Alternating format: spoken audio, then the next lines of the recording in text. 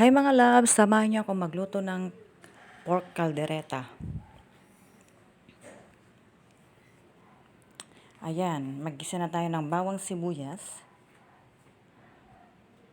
Haluin na natin.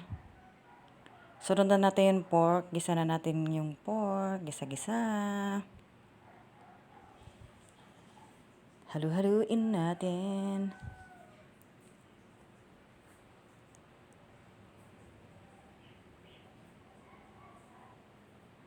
Ayan, lagay na rin natin yung tomato sauce,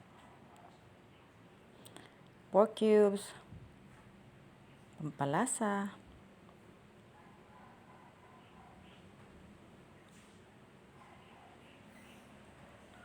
pakuluan natin, halu-haluin natin.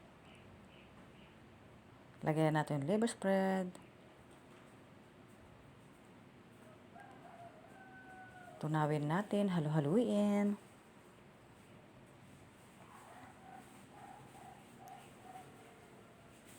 Lagyan natin yung carrots, patatas. Prinete ko na yan kanina.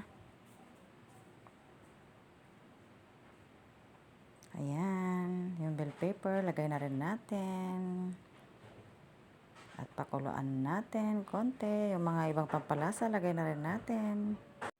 Pakuluan natin at malapit ng maluto. Ayan.